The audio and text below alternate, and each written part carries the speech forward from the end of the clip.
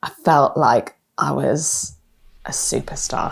How do you feel before you go on stage? Do you get nervous? Yeah, 100%, of course you do. When do you not? You were in the Kingsman. I was in Kingsman, yes. Tell me about that experience. That was mad. It was a boys' club. Yeah. Especially in the scene that I was in, there's lots of them with their tops off.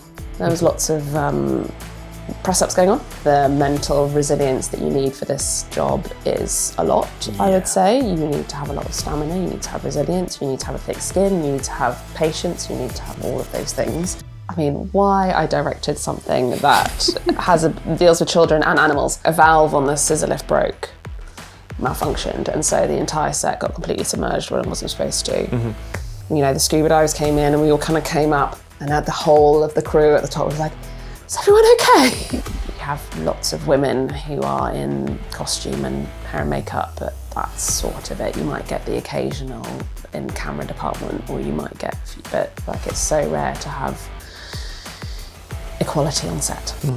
Where did you study? Drama centre. Was it tough? It was really tough. Yeah. You think you're being wooden and there's nothing going on, but I see something completely different. Yeah. And that's the magic of the camera. And I was like, oh, here I am. Who am I? You were close with that. Like, how often are you happy with your performance, by the way? Don't take yourself too seriously. Hi, I'm Andrea Rogozin, and this is Beyond Real Talk. And my guest today is actress Fiona Hampton. Look, we met 8 years ago? 9 years ago? 2017, so yeah, 8. Yes, we did The Good Neighbor, my very first acting role. Was it? Yes. Well, I didn't know that. I did some showcases, and I did, I think, shorts, maybe one short, but that was like my first proper acting role. That's amazing. I know, right? Thank you, John Reed Edwards. Yes, yeah, and you can find it on Amazon. The Good Neighbor. There is a lot of good neighbor. Like there's not a Good Neighbor, I think, but American one with different spelling as well. Is there? Yes. Oh, yeah, classic. And I haven't seen it since. It's been a long time. And we'll talk about everything that happened after that and before. But first question. I'm ready. Hit me. Yeah. For me and everyone else who's watching, to understand what kind of person is in front of me, what do I need to know about you, about your childhood? Is there anything important that I need to know? That's such a big question. I know, right? Oh my gosh. Because now I can just sit and relax. I'll sit there and listen. I would say my parents were always quite supportive of me. I'm going to just talk about acting mainly. Of performing. Like I did ballet from a very young age. And I think my great aunt was a professional ballet dancer. And I think the kind of performance aspect of stuff, they were quite supportive of, which I was very lucky. I was very lucky, I feel, to have had supportive parents who were up for letting me just follow my dreams, I guess. They always said, just do whatever you like. Follow your dreams, yeah. So I would say that dance and sort of that performance aspect was always part of my childhood. I kind of feel my dad was always he was a very good mimic. He was excellent at accents. He loved telling stories. He loved sort of being the centre of a party. And I think that definitely impacted me. And I think I do have his sort of good ear. I am able to pick up an accent. And so there's that aspect of it, I think, in terms of my upbringing. And we always family dinner was always really important. My dad always made sure that he got home from work on time so that we could have dinner together. And then we'd always do what my son now calls a day tell, which is like you talk about your day, and then it would always be loud and raucous, and we'd always be fighting for telling the story or whatever. So I feel like that kind of ethos, I guess, or like attitude towards stories is kind of inbuilt in me. And I guess that all fed into why I ended up wanting to become an actor. And I knew I wanted to become an actor from being like a teenager and loving Dawson's Creek, Buffy the Vampire Slayer. And then also like that was sort of on the rise of the internet, and my dad was quite ahead of the curve, and we had a computer from quite early on. This would be, you know, like mid-late 90s. So I was able to like get on the internet quite early and research like how fancy. Yeah, I know how like he had it for work, so it was all about how, you know, I was able to research how actors became, like how they got to where they got to, and I became obsessed with like people's stories as to how they managed to, you know, become whoever. But what did your parents do? My parents, so my dad set up a company. He was initially a salesman. He sold office furniture. And then he wanted to set up a company and sort of saw this rise of the internet, saw the internet coming, as it were, was aware of it, and then set up this company, which essentially ended up doing like data analysis, market research for big companies. And then, yeah, so that's sort of what he did. And he ended up being quite successful with that. My mum's from Singapore. So she came over in the mid-70s. She was very, very creative. She ended up being like an interior designer, kind of architect, and that's when my parents met. They designed my mum sort of designed offices and my dad sold them. And so she did that for a while, and then ended up, when my sister was probably around 3 or so, she stopped working and decided to bring the 3 of us up.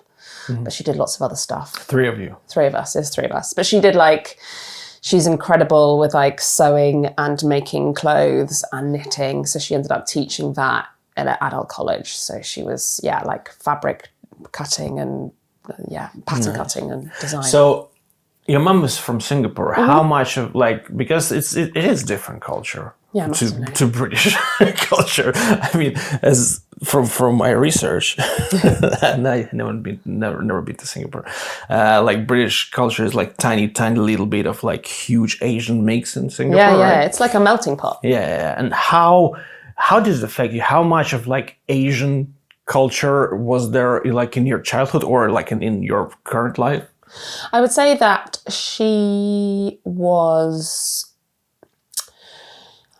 I think she was quite heavily influenced by British, the British history of Singapore, I would say. She, she came over here, she was a Christian, so my parents went to church, so that sort of spirituality.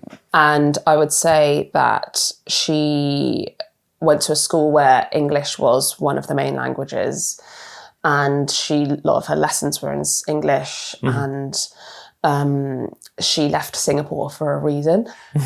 She left Singapore because she found it small and she found it quite close-minded in terms of, she was a creative spirit. She's an extrovert. She, is ambitious. And at the time, which would have been early 70s, late 60s sort of thing for a woman,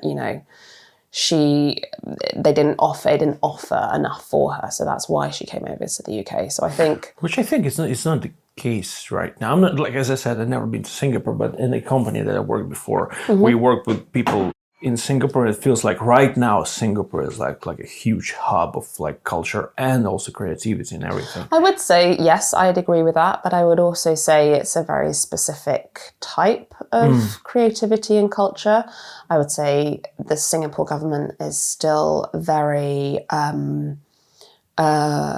controlling, I would say. They are, and it works for them. The UK has its issues, but I would say that everywhere has its issues. Yes, but I would say that there is more openness over here in terms of things like sexuality, queerness.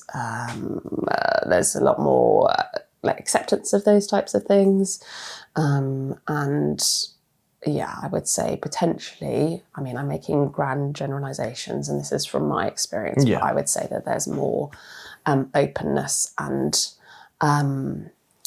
receptive kind of, culture. Yeah, culture, yeah, I would yeah. agree.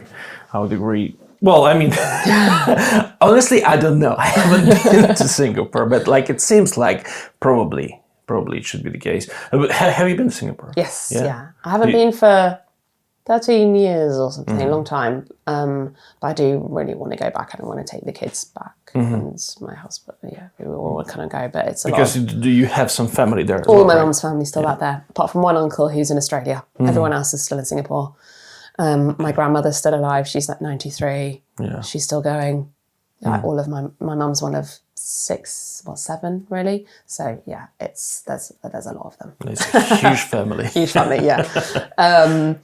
But yes, so she in terms of how influenced, how much age of the Singapore culture was with our child. Food was the main thing, I would say.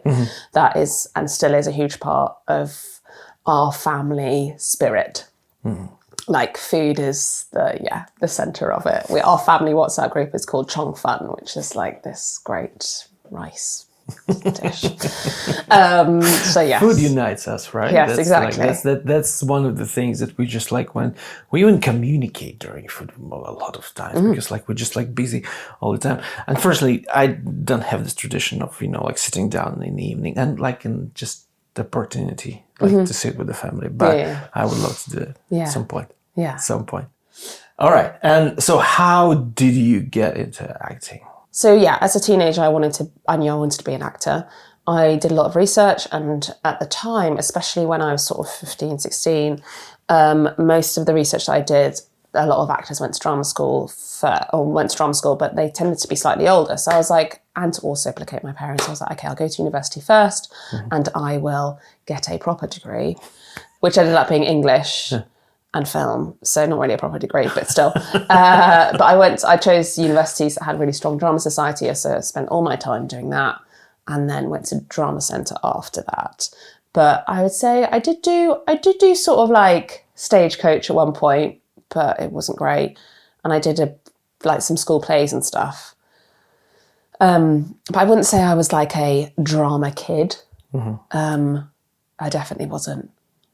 And then when did you know that you wanted to do drama? Like when, like how did it? How did you realize like this is a job? I can do. I think like I kind of said before, from watching all of those sort of teeny shows, TV shows like Dawson's Creek, and Buffy the Vampire Slayer, and all of those types. I just loved it. I just thought that's what I want to do. I want to be them. And the funny thing, like when I was, I was pretty small. It was like when I didn't really realize how TV works. And like there are films where people pretend to be it's like we're looking at their lives and they don't know about it. But then there are like, some programs like news and they say like, we will be like, next time we will be live, blah, blah, blah. And like, why are they telling that? They're like, why did they don't pretend that it's real life? Yeah. But I think, also I was really lucky. I grew up in London and my grandmother on my dad's side loved theatre. And so she took me to one of the first shows there was ever at the Globe when it opened, for example, in 97, I think it was. And I saw Mark Rylance, and I saw that seminal show that they did of Twelfth Night with Eddie Redmayne playing viola and Mark Rylance playing Olivia. And it was just like, having that opportunity, I was incredibly lucky. And she also loved pantomimes. But like she really really encouraged going to the theatre and seeing stuff. And at the time, I did find it boring. But like Shakespeare, I couldn't quite grasp it. But going to that space, the Globe, is mad. And it's incredible. And now having worked there, you kind of, it's a very special place. So I think that definitely also played into why I wanted to be an actor. I was like, I want to make people laugh and do what that person's doing because they look like they're having a really fun time. It's a fun job. Jobs don't have to be boring. Do you still think it's a fun job? Yeah, when you're working. I mean, yeah, but do you have the like imposter syndrome, or do you get like how like you do mostly theater now, right? Now, yeah, for the past 8 years. And how do you feel before you go on stage? Do you get nervous? Yeah, 100%. Of course you do. When do you not? I would be worried if I did not get nervous, even when I'm like 80, if I'm still doing this. How do you fight the nerves? Do you give in? Remember to breathe. How do you fight the nerves? Jesus.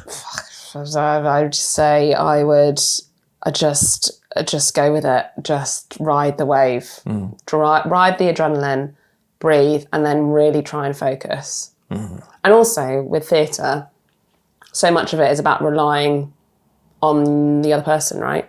So if they are with you and in that space with you, then hopefully you will see one another through. Or you can just see the fear in the other person's eyes. It's like, we're okay, Trust the work. You got to trust the work. So how did your family react to your choice?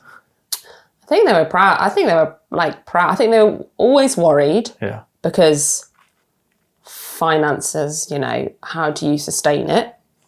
Because not by doing acting. There's such a small percentage of people that can survive solely on acting. And especially at the beginning of my career, what all the other I had like 3 or 4 different jobs that I would do as well as acting. Sometimes I would be working other jobs whilst I was like, I'd go on stage at night and then I'd have another job in the day. And I think that's the main thing that they were worried about, like financially, how I could afford to sustain it. But they knew that, I think hopefully they believed in me, and also they just knew that I was doing something that I really loved, and sometimes that is more than money. Apart from when you can't afford to buy food. Yes, I agree. But who needs food, right? Who needs we just food? need water and air and maybe... Exactly. Exactly. And where did you study? Acting? So I went to Drama Centre. Yeah. Which is now no longer. Yeah. Doesn't exist. What do you remember about? Was it tough? It was really tough. Yeah. Yeah, I mean, it's nickname, back in the day was Trauma Centre. So it has a reputation of being... Was it hard to get in? Yeah, it was one of 50. Each place there were 50 applicants, basically. And also at that time there were 20 guys and 10 girls to reflect the industry and the amount of parts that were available. So it was tough. I loved it, but I went when I was older. I went when I was 23. That's just so weird, because right now, like almost all the classes I did, schools and classes, acting classes, there's usually mostly girls or women, and just very few guys. Yeah. Back then, like, was it controlled like this? Like, was there more girls who wanted to do acting, but more guys who got in and got places in schools? Yeah, I would say so. Yeah. Yeah, I would say the percentage of women in auditions was far higher than men, and fewer places generally. Yeah. All right. Definitely. And so how was it? Because I've heard this, and like, correct me if I'm wrong. They say that a lot of those like big drama schools, and especially back in the days, they kind of do the opposite from what they're doing now. They can try to strip you completely of who you are, and then teach you to be kind of like, and do the proper accent, proper walk, like in everything. And now they kind of, it seems like in many drama schools, they want you to learn how to be you, in the most convincing way. Yeah, I think yes, I would say, especially with a drama centre whose history was very much founded on kind of Eastern European, Russian type, where you would study acting for 7 years type thing. That was still very much built into the ethos behind the school and why it was founded. So I think there was an element of stripping away what your instinct, like what your natural thing would be, and then rebuilding and finding your extremities in a way of how far you can go without necessarily looking after your mental health. And then somehow bringing you back together in your third year and then shoving you out in the world going, hey, bye, good luck.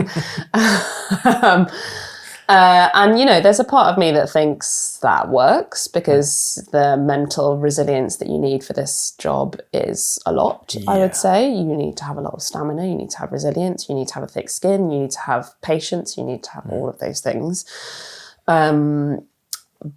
But yeah, I think the industry has changed and drama schools are slowly changing in a positive way in some ways, and that there's a lot more pastoral care. Mental health is very much taken into consideration nowadays, and I think the way that training has changed does reflect what the industry is asking for, in that there is a kind of more authenticity and greater diversity and an opening up of accessibility and opportunities for the people from different backgrounds and who have different, have come from different backgrounds, and giving those opportunities to people that wouldn't necessarily have had in the past. However, I would also say that people get jobs off Instagram now. Like casting happens through Instagram. And it doesn't matter whether you've been to drama school or not. And do you think it doesn't matter at all, or there are some productions or some kind of directors who will they would expect people from particular places, like London? It totally depends. It depends on the job, right? I think there are positives and negatives to both sides. Positives being, like I said, there's a lot more opportunity for people who wouldn't necessarily be able to afford to go to drama school. So it's so expensive now. It was not anywhere near as expensive when I went. Just for a comparison. So I paid £1,125 a year to go to drama school. Now it's, I don't even know how much it is. I don't know. Thousands. Tens of thousands. I think tens of thousands. It's thousands of pounds, and you're having to move to London. I came from London. I lived at home, I was paying £1,125 a year. So like the difference is huge. So that's an aspect of it. And I think, so casting and changing and authenticity and finding people that fit those characters. That person is that person. They are that character. Let's give them that job. That's wonderful. Being able to, creating those opportunities and accessibility and all of that. However, I would also say that the shift away from drama school means that you are creating actors that don't have the training and a lot of the kind of basic craft that you need to play the Globe. Is you do need years to work on your voice. You can't just rock up and be like that and shout and then lose your voice and not be able to do the job. I think, first of all, there are people like, I think Saoirse Ronan, she is basically the screen actress. I think like up until some time ago when I watched her last interview, like, a couple of years ago, she said, I think like I've never been in theater, like I never performed in theater. So kind of like there are people who don't need some of the skills, but at the same time, I guess it's better to have bigger range rather than, very small niche. But, I think another interview I was watching with Marina Bakarin and like this American actress, and I don't remember which school in America she went to, acting school, but it was one of the biggest ones. And she said like probably 50% of our class dropped out and 50% finished. And out of those 50-50, again, 50% from one side actually are still working in the industry even without finishing. And from other side, like 50% who finished, they are not in the industry. So it's kind of like sometimes you do, like they give you a lot of skills And she said, like, I was young, like, and they teach you how to play, like, when you're 20-year-old, like, 22-year-old, like, they teach you how to play, like, an old woman. Like, do you need this? Will you play this in 22? No. No. But it's better to have this in your, like, in it. Yeah, and also the thing is, it's like, sometimes I think it's like, you know, when they teach you maths at school and you're like, I'm never going to need to know long division. However, teaching you long division encourages you to use a brain in a certain way. So when you're 22-year-old and you're playing an 80-year-old woman, I'm never going to play an 80-year-old woman when I'm 22 years old. However, having that skill set and of being able to push yourself and think about physicality and just be observant, to be honest, to go, how does an 80-year-old woman, like, what is it? And it's just a kind of a starting point or a trigger or like a, you know, what's the word?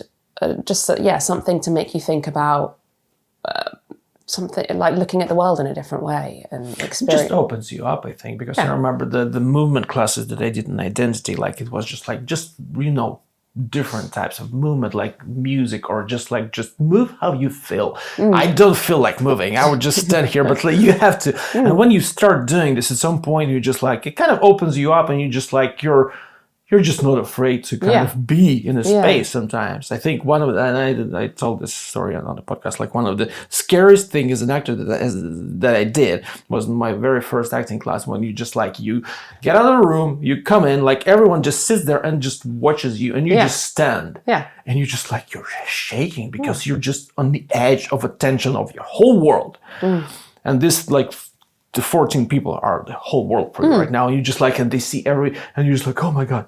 And then honestly, it was the scariest thing. Then I did theater. I did like this and that, like, not too much. Unfortunately, I don't work as much as I would like to, but it was very scary for some reason. Yeah. I mean, it is, because you're being vulnerable, aren't you? You're being seen for who you are. You're not playing a character.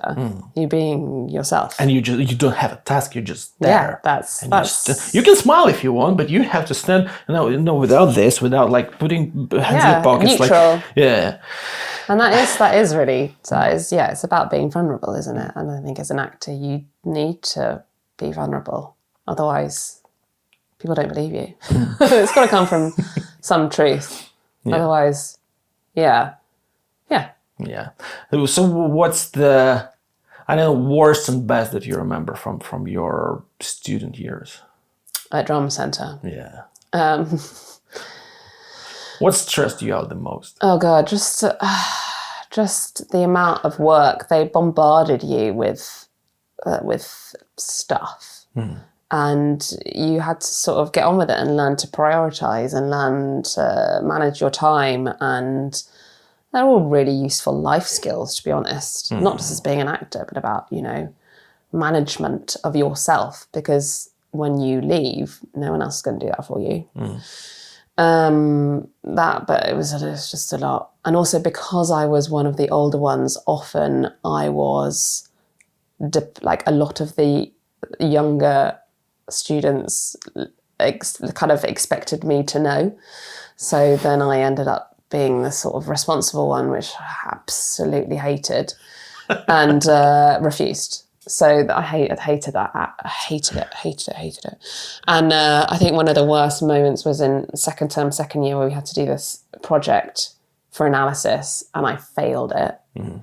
Our principal failed me on that course, which meant I had to like do extra hours and make it up this following term, and I hated it.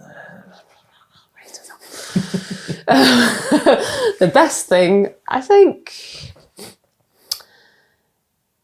this is the thing about training, is that it gives you 3 years where you, in theory, can experiment and push yourself and mess up, and it doesn't really matter.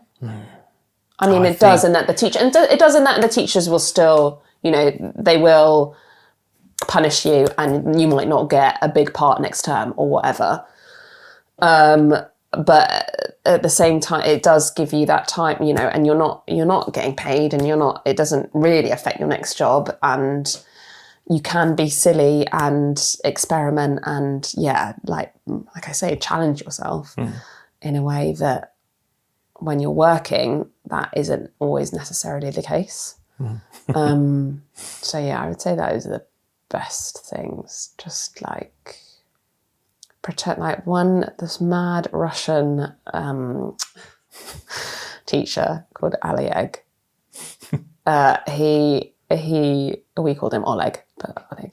I think it is Spider, but Oleg, yeah. But we always go Oleg. Yeah. And we did this show with him. What was it called? Too Clever by Half? Something like that. And my character was this old, kind of like mother, I think, but quite like glam. I can't remember. And he really pushed us. He was the sort of big physical extreme type person. One of the other terms we did with him is like cartoons. So he had to be a cartoon character. But this one I was like, actually, this sounds like fun. It was really fun. Yeah. It was a lot of work, but it was fun. He was like, yeah, anyway. And I was this, essentially my character ended up being, I based it on a goose. So I had this headscarf and I was like walking around and had these huge things, and it was so much fun because it's just being silly, isn't it? Being a silly goose. The thing is, I think like this is one of the goals of all those like silly and kind of like stupid exercises. I think like, this is so stupid, why am I doing this? I will never do this on stage or whatever.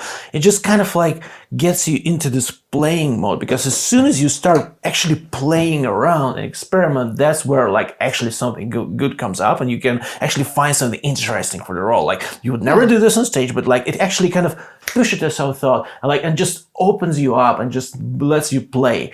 But that's so hard at first to understand, why am I doing this stupid stuff? I remember one of the funnest things that we did in Identity. I think we worked on what is play? People, Places? People, Places, Things. Yes. And we didn't work on the whole play, we just like a couple of pages.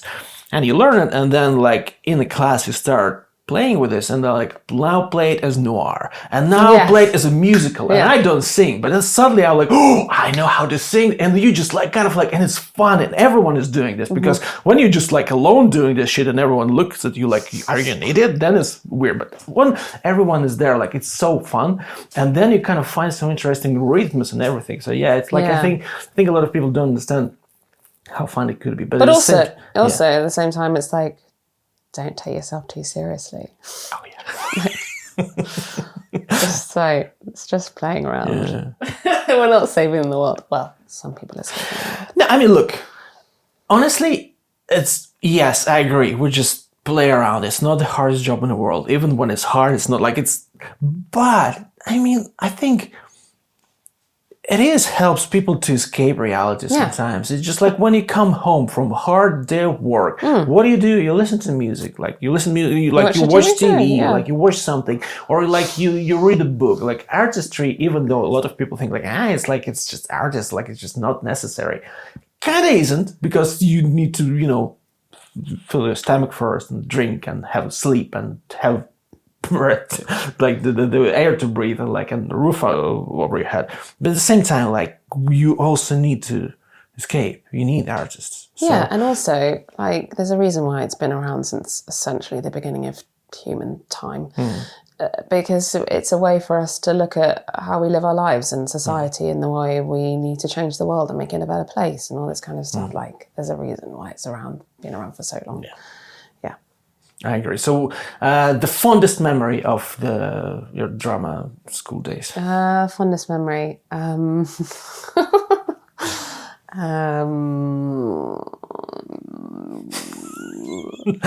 like it's hard to pinpoint one. It's hard to pinpoint one because it was so fun. Do you know what? I think the people that I'm still friends with, I would say. After 15, we graduated 15 years ago. Oh my God, we graduated 15 years ago. And they're still some of my closest friends, I would say. And when we get together, it's like you sort of, what we shared and what we've seen of one another, especially at such a formative time, especially with some of them being, in their late teens, so young. It's just, we will always have that. And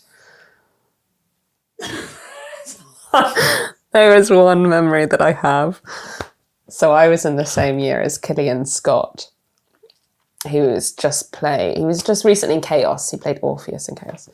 And we had to do this whole thing, which is very specific to drama centre, which was called character analysis. And it was about breaking down characters and analysing them, says in the title.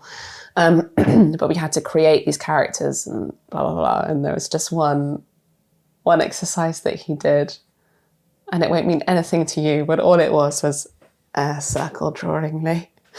And that it's just, those memories are priceless, and it's all like all the in jokes. No one else will know, but it like the some of the like weird. If you know, you know. Exactly, and some of the weird stuff we got up to, man. Yeah. I'm not going to go anymore. Do you remember like the first time you were performing in front of people? I totally remember it. I probably would have been about 11 or 12. I was doing a ballet show. Yeah. And it was at the Commonwealth Theatre. It was like the Commonwealth Institute, which was in High Street, Ken. And we did this ballet show. And I was one of the younger ones in my year. And I remember coming out and doing an arabesque and looking like being suddenly aware of the dark space and all these people and being like, this is awesome. Oh, really? I am so great. Look at my arabesque. Look how high my leg is. And then and then I've seen videos, not of that show, but since me doing that, I'm like, I was not good. But I thought I was. And that's all it is, right? Confidence. Actually, yes, sometimes it is. helps. You just got to blag it. Yeah. I think a lot of this job is like, I have no idea what I'm doing. I have no idea what I'm doing.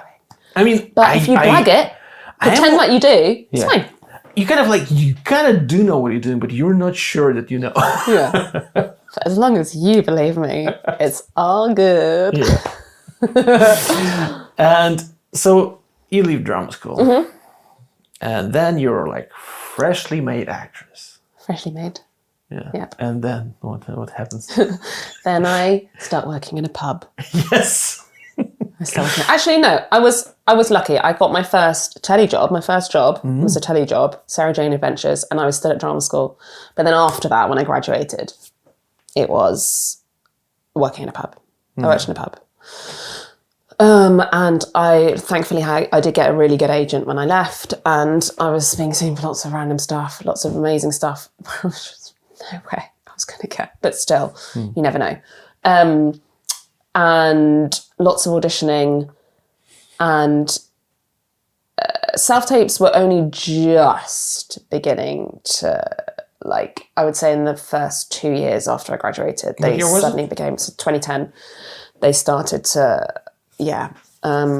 pick up. And so that was a whole other thing. But otherwise you'd go and you'd be in the room, and that was nerve-wracking, but also nice, because then at least you could have a conversation, and they met you and they sort of know who you are. What do you prefer, self-tapes or going into the room? I hate self-tapes. Yeah. Funny thing, because there's bits that I like about self-tapes, and then you can do it in your own time, and you send off the one that you're happy with. But at the same time, meeting someone, you kind of go, oh, there's something else there. I like that, and so that. Do you know what I mean? I mean, the thing, because I started acting very late in life. Mm-hmm. I started acting when I was 32 or 33. Mm-hmm. Basically, I'm doing it right now since my very first acting for dummies class. 9 years or 10 years, I'm not sure. I don't remember exactly. But first classes were very simple classes. And then you do another class. And then I went to identity. So it took me a couple years, I think, to get to identity. And then after identity to get an agent. So basically serious acting. Well, serious acting. Serious acting. Serious acting. But I mean, more serious than just I want to be an actor. When you already can say, you know what, I am an actor. I'm an actor, yeah. So last maybe 6-7 years. Since my first role. Since The Good Neighbor. Since The Good Neighbor. Which honestly, I rewatched at some point my scenes. I'm like, there is a reason why I don't have my scenes on my show reel. I think they're horrific. Really? I think you're already good at it. I think everyone says that. The two of you are so great. Yeah. Such a good pack. Basically, I hate my scenes. I feel like I'm such a wooden boy who just don't have any intention. Especially in a scene with Nathan, where we like at this fire Yes, barrel. fire pit. You know what? The only thing I remember from that is just like we couldn't move an inch because the focus was on us, and they just threw in like fresh pile of wood, and I just feel like everything here just burning, and I just try to finish the take, and as soon as they say cut, I just jump out of it, and then I just like when I changed my clothes when I finished, like my skin here was just like red. Oh my god! It wasn't like burned, but it was very red. I was like, can I just say to interrupt? You think you're not doing anything, and you think you're rubbish. However, the camera still picks up what it wants to pick up. Do you see what I mean? Like, you think you're being wooden and there's nothing going on, but I see something completely different. Yeah. And that's the magic of the camera. No, I mean, the thing is, it's one of the things that is hard to realize, and even like, from what I've heard, experienced actors sometimes struggle with it, with the thought like, oh, I'm in the take, I need to do something. No, you shouldn't. I mean, there should be something behind, here, but you shouldn't like, don't try to do something, and it's so hard. Anyways, auditions. So I am an actor who I think I was, not counting commercial auditions, I was in room 3 or 4 times. That's it. I don't have the skill. Like I remember my very first audition.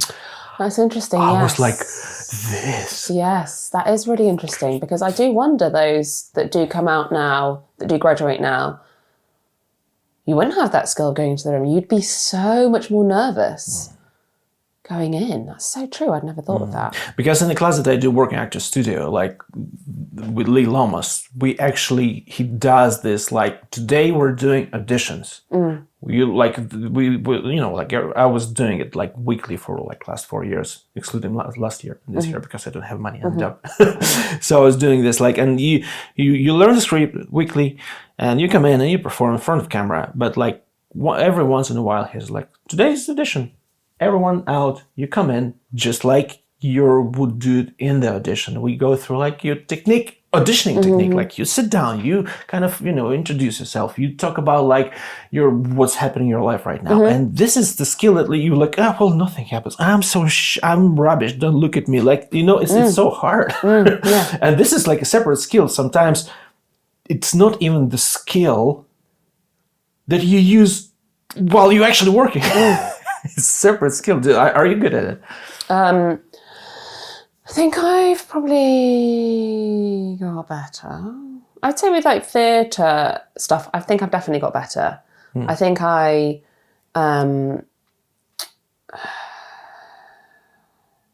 it's not that I care less. It's more that I'm just much more comfortable in myself. So I'm not trying to be, and I think it's kind of what we were saying before as well. You've just got to sort of blag it, like pretend that you know what you're doing. But with self-tapes, I have never booked a job off a self-tape. Really? Ever. So self-tapes, obviously, that's what I need to work on. I don't know. I never have. I've had like recalls and stuff, and I've come really close. But I've never booked anything. Well, I think if you have a recall, it's already like successful. Self-tape.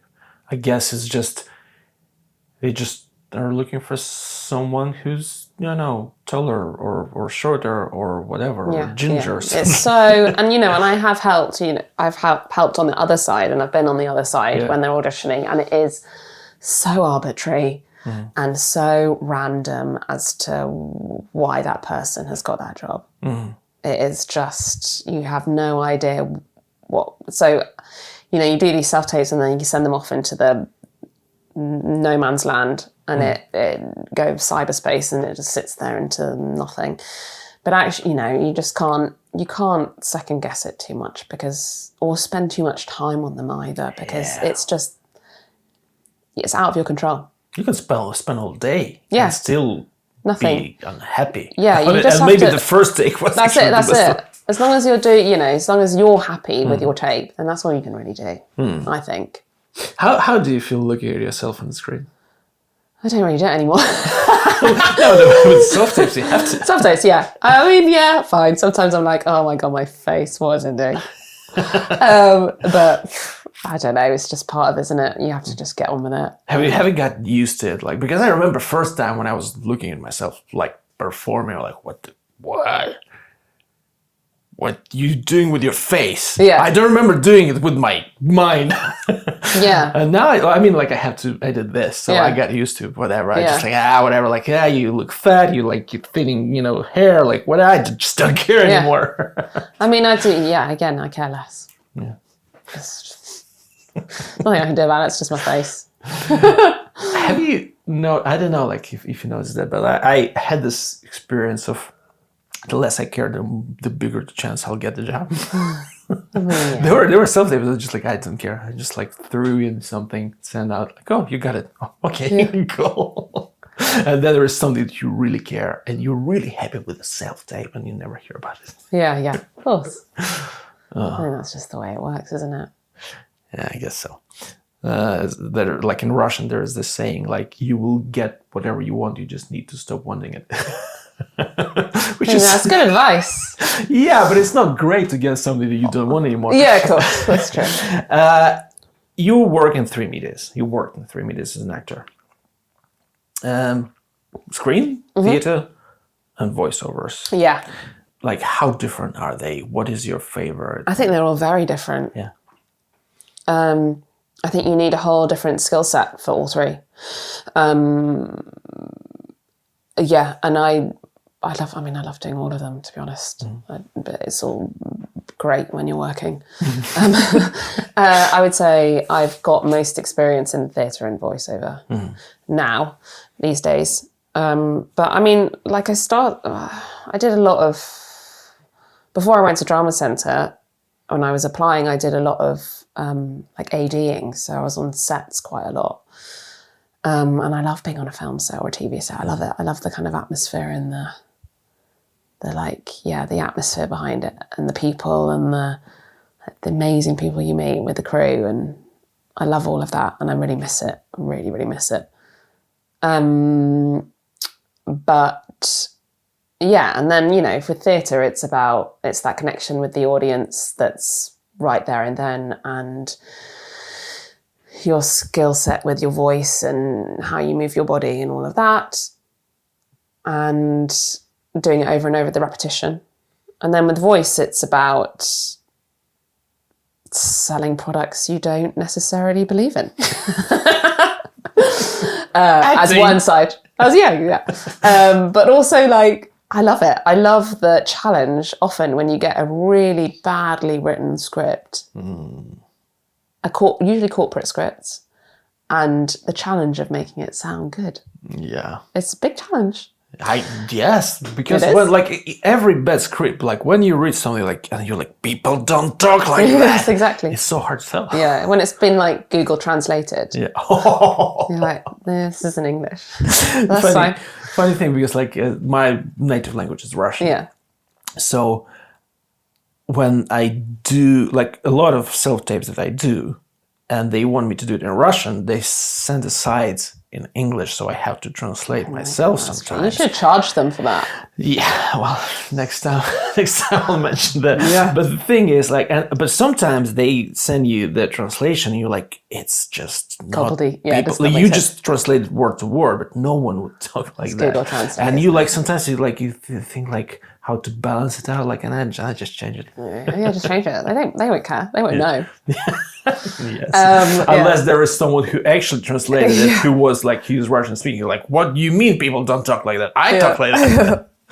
But the other thing that I love about voiceover is that you're only focusing on one thing, your voice. So suddenly you tune, and because you're in this dark booth, this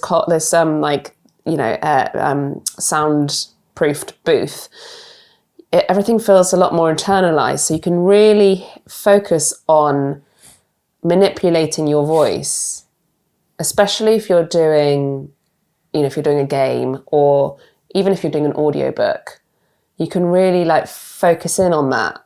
And I love that. I love the kind of boundaries that you're in, as opposed to if you're on theatre and you've got your whole body and you know, the audience and blah, blah, blah.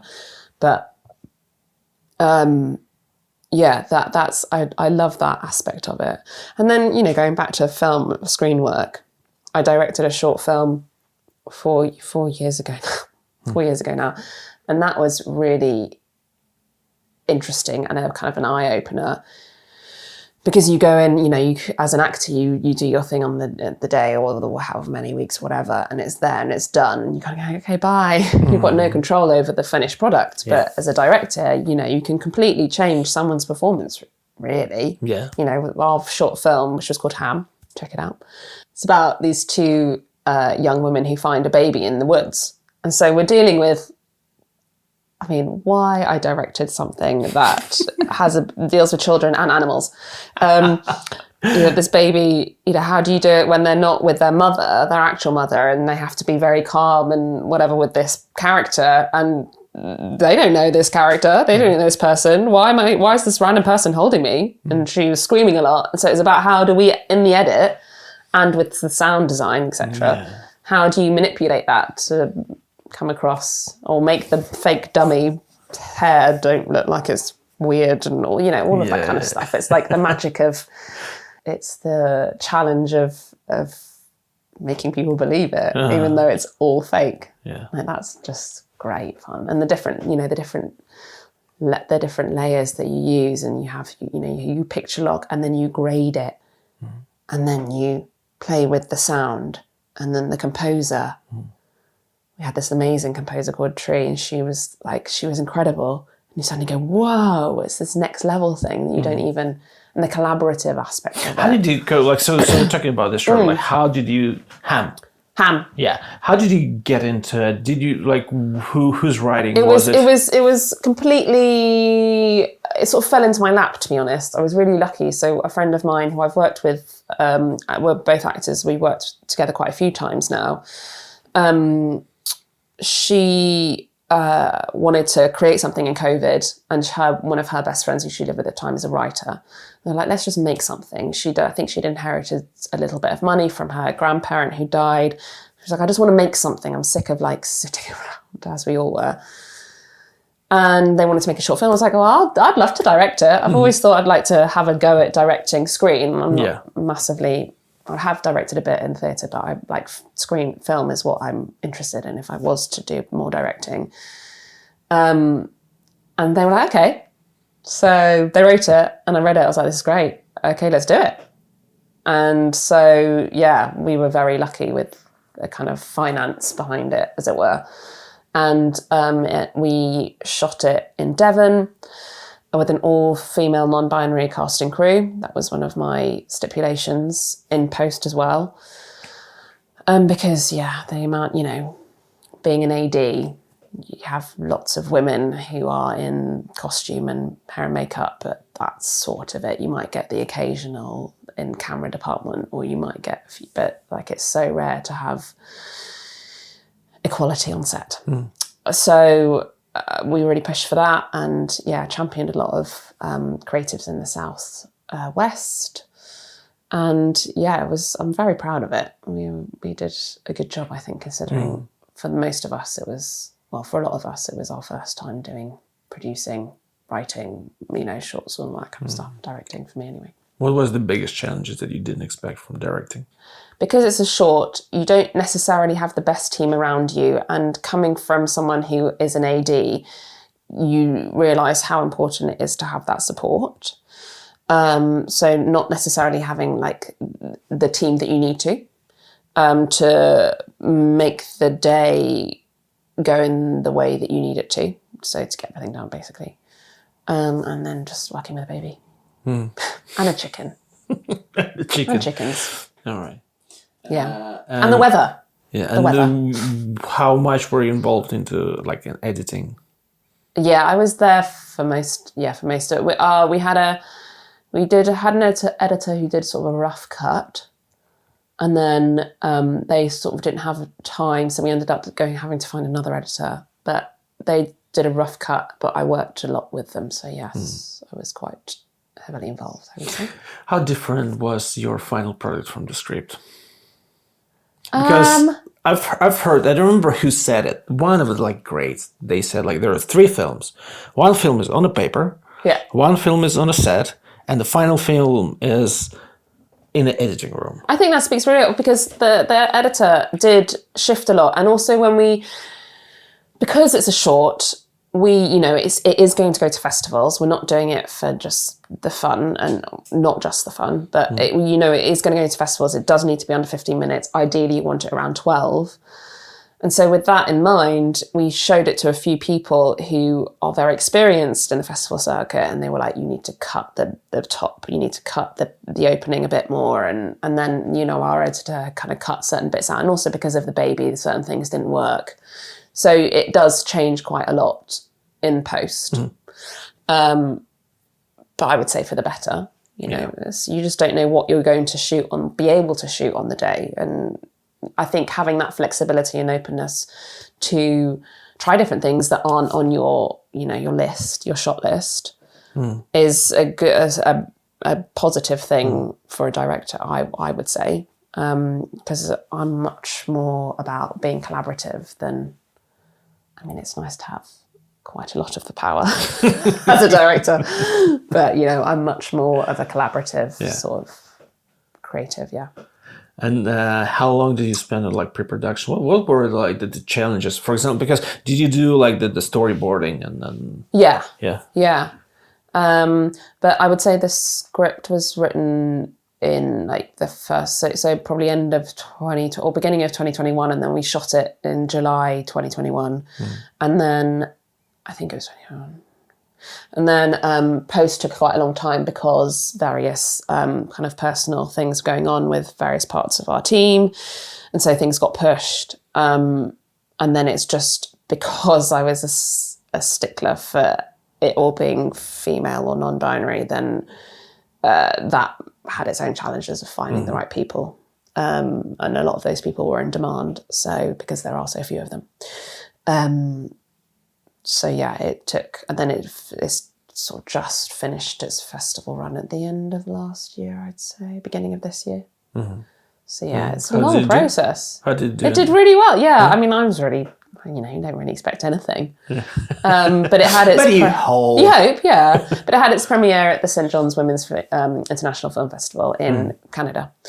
And that was amazing. I took my then 8-week-old daughter with me and my mum.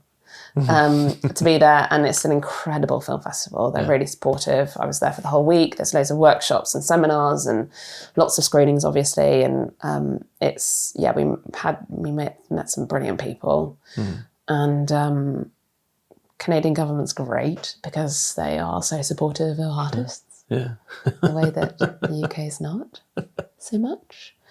But yeah, it's done well, like all over. It's had little showings all over. So. Yeah. What would you say were your biggest, lesson with this experience? I probably need to trust my instinct a little bit more. Like I was very much wanting it to be collaborative, but I think I probably could have taken the lead and been a bit more decisive in certain aspects. But because it was my first time, I was very much like, I just want to check, and not having ever been in a grade before. Learn a lot. And just, trust the process, I'd say. So what was the most positive outcome of all of it? Just the fact we made it. Yeah. I'd say. I'm really proud of it. Where can we watch it? It's about to go onto YouTube, actually, because it's finished its festival run. So when it is, hopefully, by the time you've edited this, it will be available. If I have a link, you'll find it in the description. Let's get back to auditions. Oh gosh, yeah, sure. Do you remember the first one that you had? Yeah, it was for Lord of the Rings. Ooh. Or The Hobbit. The Hobbit. It's for The Hobbit. Nice. Not that old. It was for The Hobbit. For the part that one of the elves. Yeah, just Evangeline Lily, I think. Yeah. Evangeline Lily. There we go. I think so. Something like that. She got it. Yeah. Whatever. I could totally see it. I have great ears. Yeah, she got it. But I do remember. How was it? Did you know? Did you know what you're auditioning for? Yes. Yeah. Yes, I did. How was the experience? Because as I said, if it's like your first audition, and for such big project, I'm a huge fan of Lord of the Rings, and I enjoyed Hobbit trilogy as well, because there's a lot of people like, it's bad. Like, I liked it, not as much as Lord of the Rings, but if I would audition for it, I would shit my pants. Yeah, it was a lot of pressure. Because I think it's part of my brain. It's like, there is no way in hell I'm going to get this. But at the same time, you want to do your best.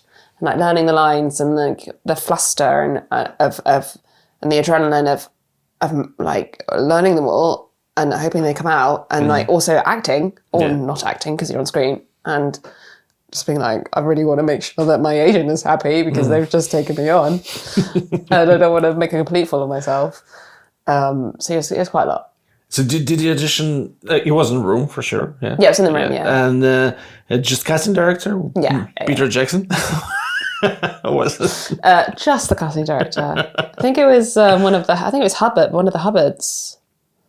Maybe it was Amy Hubbard is one of the Hubbards, I think. Yeah. And do you know how many people were No. Don't want to know. No. No, thank you. Did they have any feedback for that? They were really happy. Yeah. They were. Yeah. They said I did a good tape. So there we go. Nice. I will take that and run. Yeah.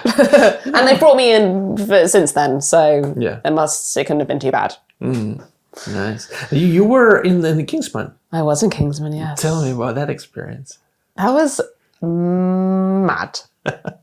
So I went in for a different part for some posh girl. Usually it's my casting. Some like posh brat, and then I got a recall for the part that I ended up getting, and I had to go to Leavesden, and I remember just being like, oh my god, I've got to go all the way to Leavesden, and then I didn't really quite clock that I was going to be meeting everyone, and they were really late. I was in this room for about 45 minutes waiting, and I did the audition again, and then Matthew Vaughan was like, "Can you swim?" And I was like, "Yeah, I'm a really good swimmer." Are you? Yeah, I actually am. I could actually be confident with this one, not blag. Where I was like, "Yeah, I'm a really good swimmer. I used to swim for my team in the county, so yeah, I was quite like bolshy." Yeah. And his producer was in there, and there's a casting director in there, and like his assistant, I think. It was just all these people in this really small room. I was like, this is really intense. And then I remember leaving and calling my agent at the time and being like, yeah, I did this. I had to wait ages. I don't know. But like, they asked me if I could swim, and I did.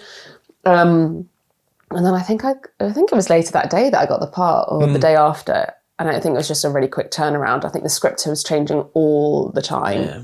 All the time. The original script was very different. But yeah, it was amazing. It was my first time as an actor being on that kind of stage. Just huge budget. And it was just really, I mean, you know, it was what you'd imagine, like it was a boys' club. Yeah. And myself and Sophie Cookson were the only two women really we were the only recruits, two female recruits, and we got on really well, and we still like chat and we're still friends, and that's lovely. But it was quite, it was quite male dominated. Especially in the scene that I was in, there's lots of them with their tops off. There was lots of press-ups going on. Lots of gym and, protein shake chat. But it was really fun. Yeah. But it was mad. Just like they basically, because the scene, if you haven't seen it, that my character was in, was the water starts rising up, and as their first task, the water starts rising up into the set. And so to do this, to create this illusion, the set was lowered into a water tank. Ooh. So it was built, so there were two sets. So it was built on a scissor lift and lowered into the tank. And the first time, there's so much safety stuff. We all had to do scuba diving training. We all had to do free diving training. There were lots of safety scuba divers in the set. There were things at the top of like the ceilings, the panels you could pop open, and if we did get submerged, you could pop up at the top, and then lots of doors you get. It was all as safe as it could be, because you are essentially submerging 10 of your actors. So who should be all confident swimmers. And then, the first scene, it was only going to go up to 1.5, like to our stomachs, basically. And a valve on the scissor lift broke, malfunctioned. And so the entire set got completely submerged when it wasn't supposed to. And so we were all like, it kept rising. And we all kind of popped out of these panels. And one of the actors freaked out because there was this cross in the middle that he'd forgotten that was glued down the ceiling. So he tried to like punch his way out. And then, the scuba divers came in, and we all kind of came up, and the whole of the crew at the top was like, is everyone okay? It was crazy. Yeah. It was amazing. And how many days in general you were on set? So I was booked for 3 weeks, I think, for that one scene. Yeah. Or a couple of scenes. But it overran because this whole thing happened with the scissor lift. It overran. Yeah. And they had to, pay for all of that. Yeah. How many days you spent in the water? In and out. I mean, because spoiled out, my character dies. I think there was 10 days altogether in and out of the water. How was the experience? It was amazing. It was great. Yeah. I mean, like crazy. Yeah. Just crazy. Was it physically hard? No. Yeah. Not really. Because you're a confident swimmer. I was like, right, confident swimmer. It's on my spotlight. It was fine. I mean, again, my character, I think for some of them, it was probably harder because they had to be submerged underwater and like do the breathing with the tubes and all that, which I didn't have to do. So it was probably a bit more laborious for them, but for me, it was great. Yeah, because the thing is, I just recently I've heard the story with Marina Baccarin. She was in Deadpool, and there was a scene that ended up on the classroom floor. Yeah. And basically there was a scene that apparently they spent probably a day or 2 days underwater. And she was kind of like captive. She was in this chair. What they didn't realize that when you fill the room with water, this chair started just like some debris went in the water. And she ended up with very serious eye infection was like for a few days. And she says it was just hell. I hated it every second. And I was like, it was very painful. And when you kind of open your eyes underwater, you can't see anything. Yeah, I was wearing contacts at the time. I couldn't wear contacts. Yeah, all of that. But my part was, I thoroughly enjoyed playing Amelia. It was great. It was really fun. And was this the biggest production you were in, like screen-wise? Yeah, without. Like the biggest budget. Biggest budget, most like pyrotechnics. I mean, I've worked as an AD on some big stuff, on those sort of soundstage things. I did pickups for Kingsman 2 as an AD. Some reshoots, which was a real, test for the ego. I was in the first film and now I'm a runner. What? This is not the best. It's all good for you. Not the biggest test for the ego, because just recently I was the second biggest production I was in. I was very lucky. I don't think I can say what it was. Okay. Because it was just basically last month. It was just 2 days. It was on. You're right. And it was fucking amazing. I was like, oh my God. And they pick you up in the morning, a nice car. Oh yeah, cool. And you spend 2 days with just it's so amazing. Then you come back it was never happened. And next day you jump on your bicycle Yeah, and you you're deliver delivering food. Two. Yes. Yeah. I wish. Yeah. I mean, so- that's it. That is the life of an actor. I mean, yeah. And then wait for your next project for probably like a year again. Yeah, definitely. There's nothing quite like it to test your ego. Yeah. Build your confidence. And how was the cast? How was like Taron. How was Taron? Yeah. Yeah, he was lovely. I mean, he was pre it blowing up. I think he definitely felt the pressure. Yeah. I think it was a lot for him. I think it was one of his first like. It was, big, yeah. It was one of his first, and I think he had to spend a lot of time in the gym because they obviously need to look a certain way, and there's all of those pressures that were put on all of us, really.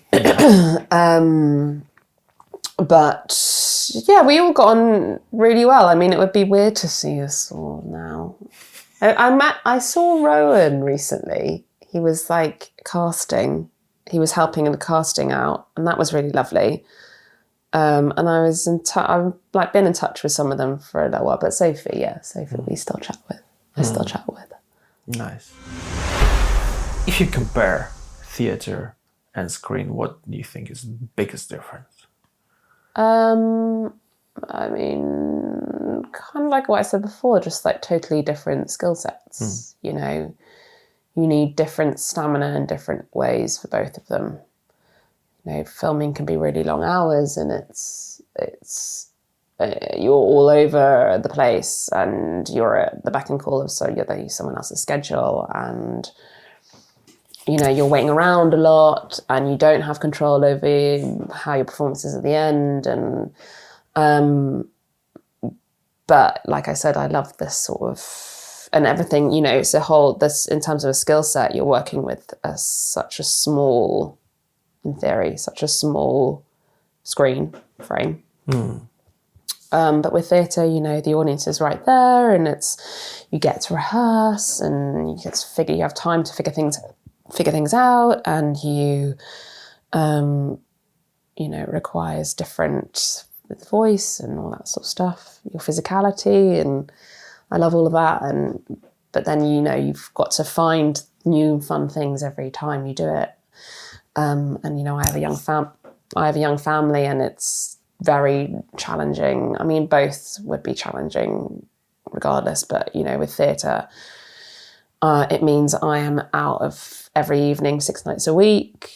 I've never had to do a Sunday show. I kind of won't really work if they require Sunday shows, but it takes a lot. It's a big pressure on my husband and my family to support me, and it's a huge ask. But then, it is what I do and who I am. So we really are still finding our way and finding ways to make it work. And to be honest, if I didn't have voiceovers, I don't think I'd still be doing this game. We can in no way afford to live on a theatre salary, because it's just not possible. It's just not possible. And so, the voiceovers totally see me through, and that, to be honest, is the best.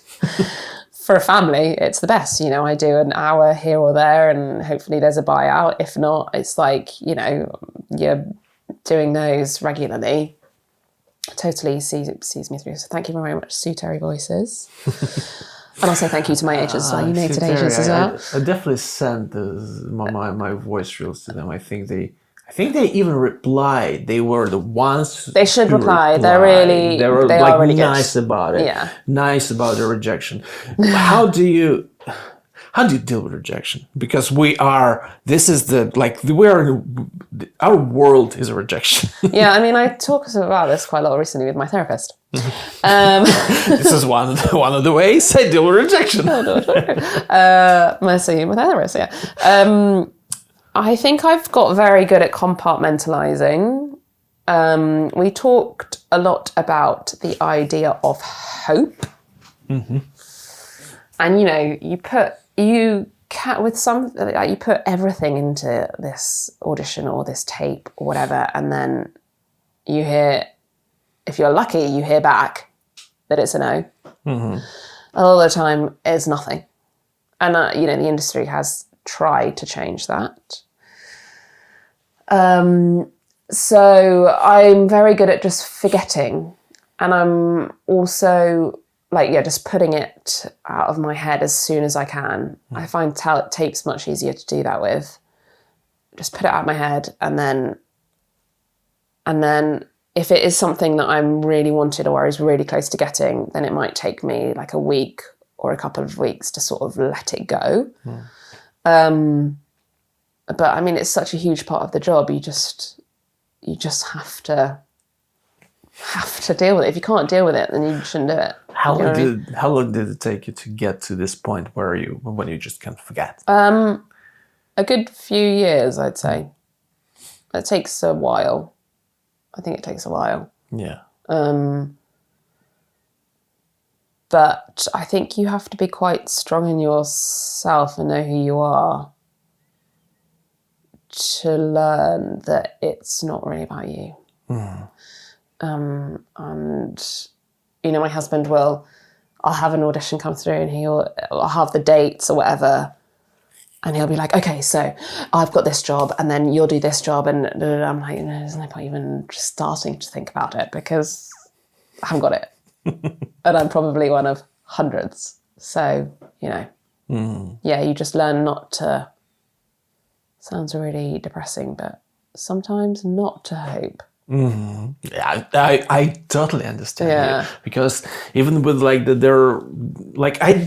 don't work as much, unfortunately. Last year I had probably 3 acting gigs, and one of them was tutorial for the UN translator or something, and it's just when you hear good feedback, when one of the 100 times when they come back to you with oh, we shortlisted you, and you're like, no, don't tell me.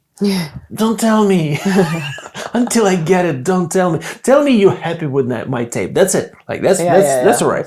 I've heard it before. But when you tell me I was shortlisted, oh, come on, no. And then a week later, they decided they're not good. Well, why did you tell me that? I didn't need to know that. So I think it's hard. It's so hard to kind of not to build your hopes up. And every time when I kind of you know what, just don't tell me anything until there is any kind of news that yes or no. Yeah. don't give me maybe. Yeah. But then, the reason why we're still doing it is because the hope is there. Of course. And as my therapist says, what is life without hope? So I'll leave that with you right now. Oh. Stage is unpredictable. What was your the most memorable stage performance, play, run? Oh, I've got so many. I have so many positive theatre experiences. There are very few jobs that I've not enjoyed. I would say I did Much Ado About Nothing at the Globe, and it was part of their Playing Shakespeare, which is it's an incredible program that they run, that it brings 30,000 school kids to the show within 2 months or whatever it is, and a lot of them have never been to the theatre before or seen Shakespeare, and let alone go to the Globe. And I think the first time that we ever did that show in front of a stage, in front of an audience of 1,500 14-year-olds was mad. You walk out and it's the roar. I felt like I was a superstar. Really? I felt like I was in the Rolling Stones. It was incredible. That was amazing. And being able to make them shut up.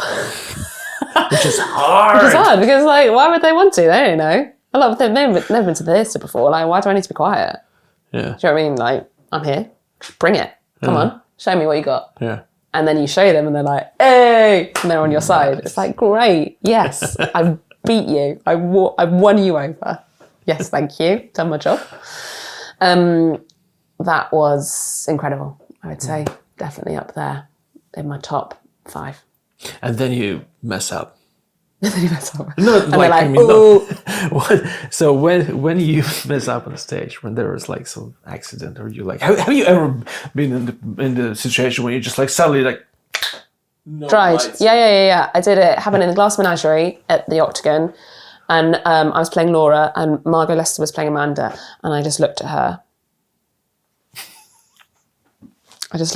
She looked at me, and she went, "Do you want to tell me about the photo album?" And I was like, yes, I do. I do. What exactly do I need to tell you? Yes. It's like, it's eyeballing. So yeah, that was a horrible dry. I think that's the worst dry I've ever had. I can't think of any others. I think there have been like moments where I've just been like, I have no idea what my line is. Please say a line that makes me think about what am I doing? Just the fear of someone else's. Yeah. And like, how do you deal with the feeling that like, you know what, today was a bad night? I won't, like, how often are you happy with your performance, by the way? Often it's not about my performance. It's sort of about the show, about how the whole thing is felt, I would say. I don't know if one is ever 100% happy, but I would say that with theatre, obviously with theatre, it often depends on the audience as well, and the audience reaction, which just seems unfair. And what day of the week is? Thursday evenings, best show. Tuesday evenings, not so good. So I would say, a lot of it is that. And then there have definitely been times when I guess I'm most frustrated when I'm very aware, like self-aware, and not in it enough and my head is elsewhere. Or if like people eat really loud crisps. I have misophonia, and so there's like, it's a thing with like certain repetitive sounds. And often if there's like, the last show I did, there was this, when there was like a... Smoke machine? Smoke, thank you, smoke. Smoke machine, and it hadn't been filled up or something, and it was going... And like the whole of the last bit, and it's like the really big build up to the end of the first half of the first show. And all I hear is this thing, I'm like... kind of. And also when the speakers, sometimes when there's something happening with the speakers and they haven't turned them off, or whatever, and it goes... Yeah. That my ear just goes... Ooh. And I'm like, sorry, what did you say? All I can hear is the speaker.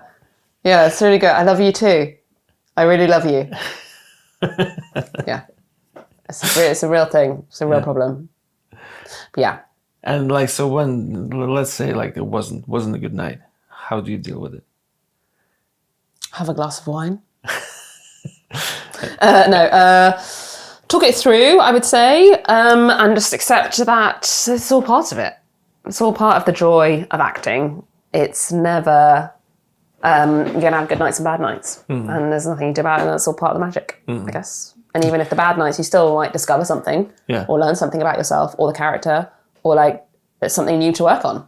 Do you wait for the next night? Like, I want to fix it. I want to do it good. Like, I want to feel good about it. Sometimes. And the biggest thing that I have is that if I like mess up a line or something didn't quite work, I'd feel, it's not so much on myself, I feel like bad, I feel guilty, or like I feel bad for the other person. I'm like, sorry if that messed you up. Because it's about the connection, isn't it? It's not really about you, that's the thing. It's like, acting is just listening, really, isn't it? It's really easy. But you're still like on stage, like you have to be ready for whatever. Like, what was the funniest thing that ever happened that you had to kind of work around? I mean, to be honest, with the thing at the playing Shakespeare at the Globe, that was constant because, you know, you have kids trying to fighting or in the audience or whatever. I mean, that's always that. Or again, there was a show that I did in Bolton called Light-Hearted Intercourse, and there was a group of kids who had never been to the theatre before and they don't know etiquette. And so they're shouting or whatever, and you're just having to deal with that or work around that. And that's all part of it. I don't, you know, unless I just think those moments are kind of joyous. But I mean, like mobile phones going off. Mobile phones going off is always one, or, you know, that kind of thing. And the last show, it was, the audience was sort of set below the stage. So the stage sort of started here. And so a lot of people would put their drinks on or their coats or whatever. And so like one of the actors I work with, they'd just go up and like kick the coat back onto them in the middle of the scene or like on their way out. Because it was a trip hazard as much as anything. But I don't know, I can't really think of anything specific that was like monumental, you know, where we had to, unless something happened in the show, you know, where they've had to do a show stop. Definitely had that. Oh yeah, I've just remembered some stuff that went down. I don't really want to talk about it too much because then you're going to name and shame. We don't want to do that. But we're Touching the Void. We took it to Hong Kong, and because we were in the Lyceum in Edinburgh, and then we literally like flew from there via Heathrow to Hong Kong, and so they shipped one of our set like months before, built another one that stayed in the UK. The old one went to Hong Kong, and then they built a lot of the other set out there. And so it was like MDF, you know, painted whatever. And there was one point where he had to climb on the table and do this whole dance thing, blah, blah, blah, and stamping around, and the table literally collapsed underneath me. So I was like holding on, it's like, I was like, I'll just get off the table and do my dance moves to the side of the table. Like, is it a part of your set that, like, for the rest of the show? Yeah, they literally had to stop. They had to stop the show. They fixed it, so that at least we could finish that show. Yeah. And then I think they built another one that was a little bit more resilient. How do you feel when like it happens to you? Like you're on stage, you're doing a bit, like you're on a table breaks down. I mean, it's just like, okay, here we go. Like, what can you do? It's like, I feel like a bit of an idiot, but it's not my fault. How did the audience react? I don't remember. Like, I remember the audience in Hong Kong, they were a lot more vocal. There was a lot of laughter. Because I think it was just like, it's a cultural differences in how they respond to things that probably made them feel quite awkward. Like the swearing. I did have to say cunt. And that got quite a big reaction. Often, I said it in Perth, in Scotland, not in Australia, I wish, in Scotland, and it was so, and then stormed out. Really? Yeah, walked out.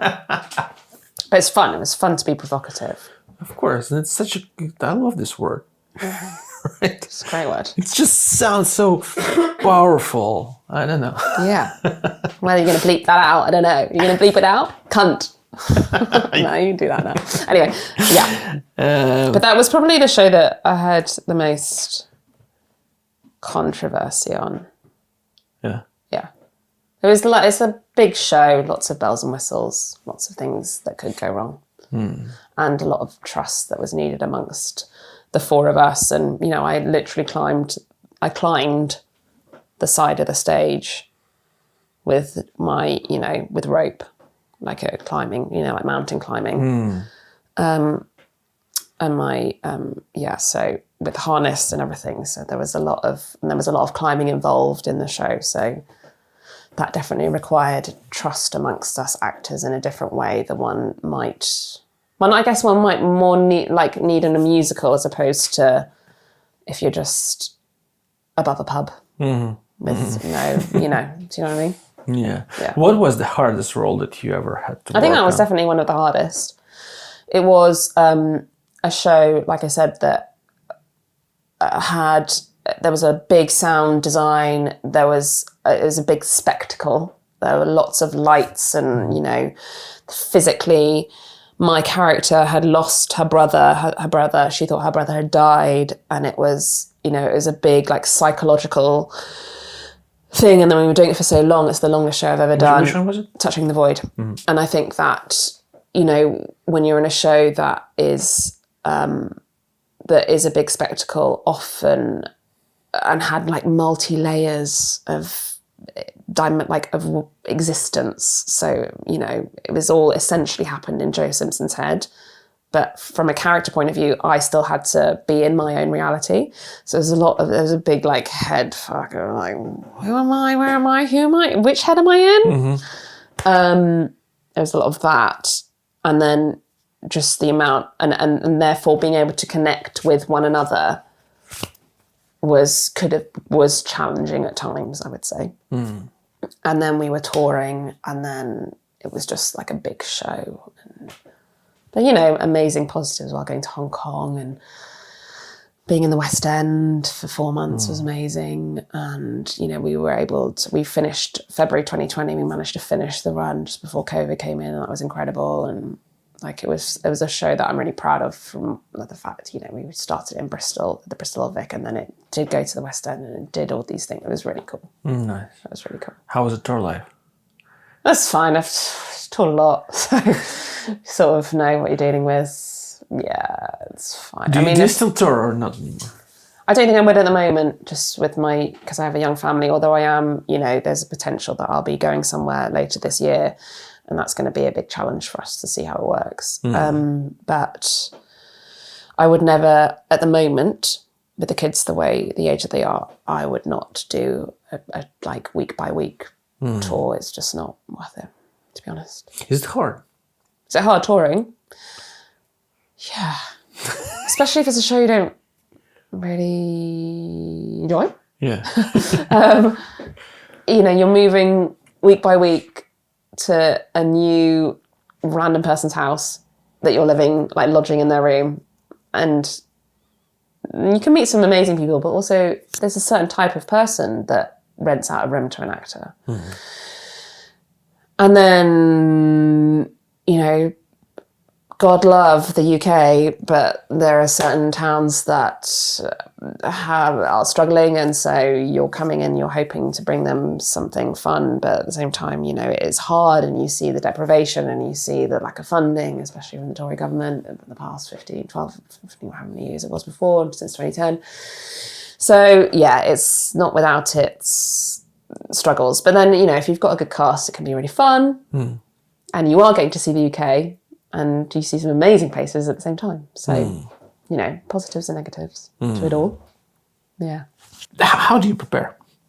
Oh, God. Do you have a process, or it depends from role to role? Depends on role to role, but there are definitely things that I always do, which is like, what do I want?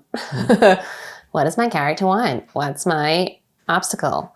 What's going on in the scene? I will often like to do, if I've got time. Nowadays, my process has definitely changed since having children, because I have less time. But I also do have more experience. Yeah, that's true. That's true. Thanks. I like to do quite a lot of research.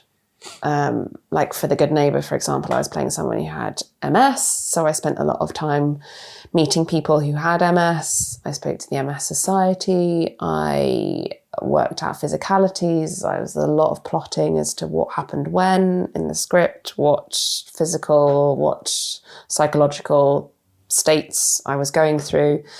So yeah, I would say I do a lot. It depends if it's screen or theatre as well. But because theatre, obviously you have the rehearsal time to experiment. But yeah, I would start basics. What's my action? What do I want? What's my objective? And then it also depends on like whether I'm struggling with a bit of it, or I might then go back to some of the stuff that I would do at drama school. Like maybe it would help if I thought about an animal or that kind of stuff. I think music also plays quite a big part in accessing, I wouldn't say the last job I did, which was one of my faves, which was the Foresight Saga at the park. I spend a lot of time like on my commute, like listening to music to sort of get into a zone, which makes it sort of sound like I was brushstroking, generalizing sort of thing, but actually it was just a way of like tapping into a different rhythm, I think, in my head, and also to just get me out of like modern reality and domesticity of like, where's the washing? The kids got food, blah blah blah, really boring. So music definitely plays a big part of like my process, if there is a process. With the Foresight Saga, I was off book before we started because it was a big part. We had a very short rehearsal process. We were doing 2 plays. We only had 6 weeks. And I was playing, like, the first play was, like, it's called Irene. I was playing Irene. So I knew that if I didn't have the lines done, I'd be spending all my rehearsal period trying to learn lines, and I wouldn't be able to play because I knew I had no time to learn lines in the evenings or at weekends. So I wanted to, I got pretty much completely off book before we started rehearsals, which I've never done before. And I'm so glad I did. Because also I knew that I'd be so tired because of my daughter at the time had only just turned 1, and she is not a good sleeper. Still is not a good sleeper. Oh, I'm so sorry for you. So I knew that I would be absolutely knackered. And if you've only recently learnt lines and then you're trying to do a show and you're knackered, I just knew it would go. The joys of motherhood. So I just knew I needed like a stronger foundation for them to be like embedded. And it was good because it meant that I was more open to play and I was able to like discover more in rehearsals, I would say. Yeah. I don't know if I'd be able to do that every time. I've got a show coming up. I start rehearsals in 3 weeks. It's called Scenes from a Repatriation at the Royal Court. Please come along. Where? But I don't know what parts I'm playing yet. So I'm a bit like, I email my agent like, please can you tell me, even if it's just like a few parts, a few of the roles, so I can at least become familiar, but we'll see. When and where? So it's on at the Royal Court upstairs from the 30th of April is press night until the 24th of May. So it's only like a 3.5 week run. So it's really short, but do come along. Let's go a bit more personal. What do you think was like the hardest thing that you had to go through in life in general? The most challenging or hardest, or, you know? Giving birth. That was quite hard. I would say definitely the transition of becoming a mother. I know this isn't, but I would say that was definitely monumental.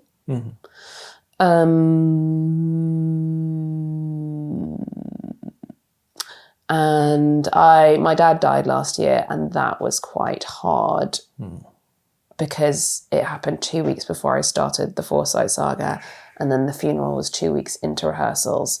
And again, like, I have 2 young children, so trying to like be present and be there, and we knew it was coming. So being able to be there in a way that I wanted to with my dad, but then also being aware that these 2 young people rely on me and, you know, my husband, our family. So being able to, trying to like put that aside, be there for them, but at the same time, what I needed.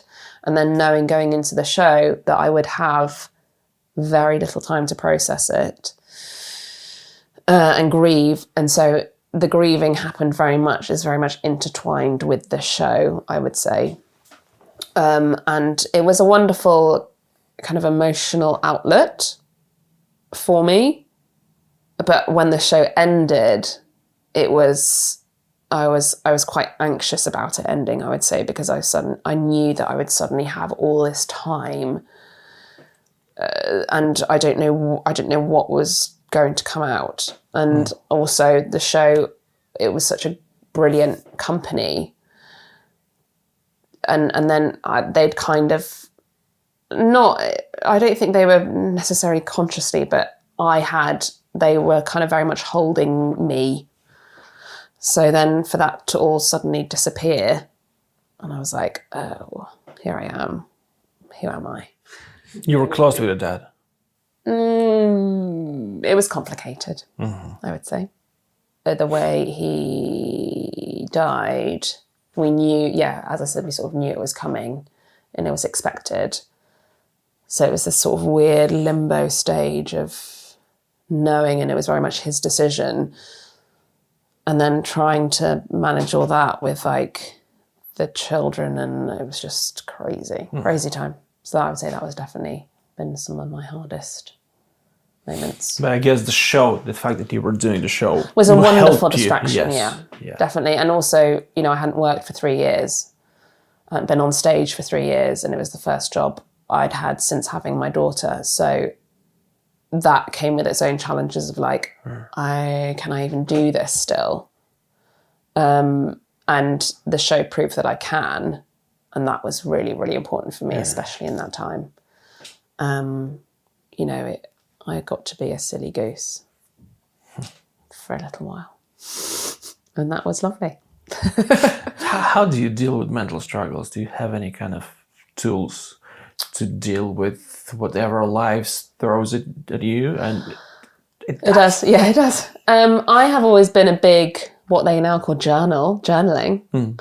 But I always wrote a diary from like teenage, and I have done like on and off, but like that is my go-to, I would say. I will sit and I will just spend time writing, and I won't, very, very rarely do I read it back.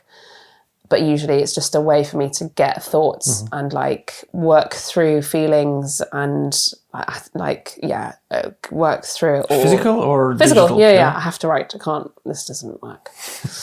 So that's my number one, I would say. And then I've, as I said, mentioned before, I've been speaking to a therapist, and that's been very helpful because I just really wanted to, as a young mum, to find time for myself. I just really need to like carve out, like put it in the diary. This is the time where it's me and I get to speak to someone that's outside and no judgment and, can give me perspective. That was very important. And then generally like exercise. I go mad if I can't exercise or move my body. That's a big thing. And then I guess just sort of, I think having young children kind of helps because... How much your priorities changed since you became a parent? Massively. Yeah. Like, whatever. Like, it doesn't matter. And I think, genuinely, I'm a better actor for it because I have less time. So I'm more focused. I procrastinate less. And I think there's more depth of experience there because, I've gone through childbirth and I have children now. That's huge. It's a big life event. And I think their priorities and my husband's priorities mean more than some random job that I'm not likely going to get. Do you know what I mean? So like I have half an hour because she's asleep. Let's do the self-tape. Done. Boom. Don't need to worry about it. Like out. Do you want to play Thomas the Tank Engine? You know what I mean? Let's build a train track. Let's play Play-Doh. Yeah. And then that's the joy, or yes, you said you wanted the red plate. Fine. And now you want the blue plate. That's not his tantrum. Well, what would be the biggest challenge in motherhood for you? Oh God. Something that you didn't expect. I didn't expect. I think no one can really prepare you for being a parent. No matter if, someone sat me down and like wrote through like detail, every experience is unique anyway. We're all different. But like if they wrote down in detail everything, I'd just be like, yeah, okay, fine. No. But when you, as the mother, when you give birth, your brain, like your brain fundamentally changes the way it works. Like there are new neural pathways that are made and you are like in your cells a different person. Yeah. Like fundamentally. There's nothing you can do about that. That changes. So I think that is a huge thing that you have no control over. And I think when that does happen, it did take me along, and especially because I had my son in COVID, beginning of 2021, there were big identity changes that went along with all of that as to who am I. You know, society looks at you differently, your friendship groups change massively, your priorities change, your freedom changes. And that was huge for me to work through. And it's taken a long time. And I would say it's only really now that I feel like I'm sort of getting a little bit of my old self back a bit more. But also that old self doesn't really exist anymore. Yeah. Like it just can't chemically. So, yeah, I think that's the biggest thing. And I also think in the society that we live in, there is so little support for new parents and all of that kind of stuff. It's a lot that you navigate by yourself, and you rely on those networks around you. And, you know, we were never meant to bring up children by ourselves. We were meant to bring them up in a community, and finding your community can take a while. And I think just a lot of things that we were meant to do were in a community. I think despite the fact that we, like, at least us, we live in this huge city, I think it is a huge city with a lot of people, with way less communities. Yeah. Like, because when we lived in like smaller groups in like smaller like villages or whatever, like, and without all the technology that we have right now that should connect us, we actually did have more communities. People had more friends back there. Like the statistics right now, apparently it's like it's devastating, especially for like for young men, and just men in general. Men have less friends than they had like 50, 60 years ago. Like, and groups are smaller, and sometimes people just are lonely. It's insane. I think it's definitely a huge issue. Yeah. Anyways, let's not end on that note. No, we're not ending on that note. We're not ending on that note. In your career, you did quite a lot. What do you look forward to? What are like the things that you still want to do? I want to do more screen. I want to do more screen. Can someone give me a job, please? No, I would love to do that. There are still places that I really want to work at. I really want to work at the National and the Donmar and the Young Vic and all those places. Never done that. Love to work at those. The Old Vic in London as well. And my main thing is to do more screen work, without a doubt. And to get like a regular role in something. Any genres that you personally prefer? So in genres? Yeah. Oh, I would love to play a spy. Yeah. I would love to play a spy, or where I had to like fight people. Yeah. I think I'd be really good at that. Still haven't done that. I'd love to play a lawyer. I'd also love to do more comedy, but I don't generally think I'm a very funny person. So you're laughing, thank you. But no, I don't. So I would love to do more comedy, even though I'm not funny.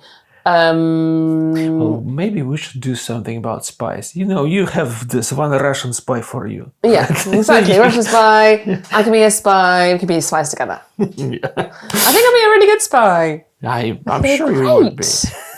I'll have like a shortcut. I'll be like, be great. Where can people follow your journey? You can find me. I'm represented by United Agents and Cetari Voices, so you can look at either of those websites. I am on Instagram at Fiona Hampton, and that's it. I'm not really on TikTok or Twitch. George Taylor. George Taylor, the gaming celeb that he is now. I know, right? Yeah. And otherwise, hopefully my short film will be out soon. That will hopefully be on YouTube at some point. You'll find the Instagram in the description. Okay, couple of questions that I want to ask every guest. Yes. Do you have any mission in life? Is this something that drives you beyond just work? Beyond just work? Yeah. Raising my children to be kind and hopefully in a planet that is still here.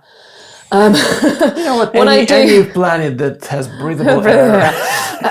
What I do on a day-to-day basis to make that happen is probably too small, but that would be my goal for my family, my husband and my kids to be happy, and for us all to be kinder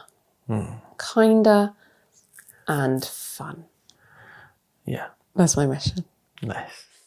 And if you could give one piece of advice that applies to everyone, no matter what they do, where they are, who they are, what would it be? Trust your gut and always be a little bit silly. Yes, that's the best one. Yeah. Don't take yourself too seriously. Yeah. Life is here to be fun. I hope so. Okay, last thing. Yes. It's a new tradition that we start today. Oh my God, yeah. Because it's season 2, episode 2. I should have thought about it in episode 1. I haven't. The previous guest was Chef Jerkes. He is a professional Muay Thai fighter. Oh my God. The previous guest leaves a word or a short phrase that holds a deep meaning for them. You hear it, and you share the first personal memory or story that comes to mind, or tell us what it means to you. And the phrase from Chef is, no matter what happens, keep on going. What does it mean to you? I mean, yeah, that's what most actors say to themselves, isn't it? Like, or anyone really, like, yeah, no matter what, just keep on going because you never know what's around the corner. Do you? So I guess I should. That's what he says, I should. How often in your life you had to follow this advice? Oh, like every day. Every time there's been a rejection or something hasn't gone your way, you just have to keep on going. And sometimes you just need someone else to tell that to you. Because sometimes it's other people that believe in you more than you believe in yourself. Right? It's one of the things you see, like when we started this conversation about the drama school, and you said like it was tough, but it kind of gives you resilience. And I think like it's so hard to find this balance between things that, even for people who you love, like how to kind of help them get this toughness, because it's like this world is quite hard. You need to be strong to a degree, like you need to get through some stuff. Where is this border between like you abusing your loved ones and you giving them, things to solve and, I mean, it's a constant conversation, isn't it? I think that's what we're always trying to do. Like even with the kids, no one teaches us how to be parents, even if they would, like you said, that like you would look at this or hear this, like, whatever. Yeah. But with my kids, I know it's just like there are things that I was like, oh, well, there is some damage done. Yeah. They're all going to be in therapy. Well, it's fine. Yeah. You just got to try your best and just know that the money will be there for therapy when they're older. Yeah. No, I mean, that's all you can. And there's, that constant battle of how to bring them up and, what how you were brought up. And, I think my parents did an all right job. They did pretty well. But then, there are definitely ways that we're bringing up our children that's different to how they're bringing up. So it's always that kind of conversation between those generations. And then also, the realities of day-to-day life when you're tired and had no sleep and they're 2 years old and so they're in their terrible twos and blah blah blah. The thing is, you've just got to do your best. Yeah. And now you have to do the same. So basically you have to leave a word or a phrase for the next guest. It could be something simple. Yeah. Something that you associate with some memory, like, I don't know, ocean, first fight or whatever. And you have to tell a little story about it as well. Okay. I'm going to quote badly a Taylor Swift lyric Oh. where she says, "I'm so depressed, but I'm going to pretend it's my birthday every day." And I was talking to a friend of mine very recently, and he was saying how he's going to spend this energy in spring. The spring is coming, and he says that he's going to imagine that something really exciting's going to happen just around the corner. So imagine every day you wake up and go, something really good's going to happen today. And that positive fizziness is a lovely way to approach every day. So there you are. All right. Enjoy that. Who knows what's around the corner? Yeah, I agree. I mean, honestly, sometimes without feeling like that, without this hope, Yeah. there is no way I would get out. No, exactly. And we all feel like that, don't we? And it always helps when the sun is shining and the daffodils are out. Thank you so much. Thank you so much. It was so fun. It was really fun. I really hope, first of all, I hope to see you on stage at some point finally, because, well, maybe your next performance, but it really depends on how many deliveries I'll do on my bicycle. I know. And honestly, I would love to work with you again. Yeah, that'd be lovely. And you know what? Maybe in a year we'll do it again. Who knows? Yeah. Who knows? Thank you so much. Thank you. If you enjoyed this episode, please like, subscribe, leave a comment, and goodbye.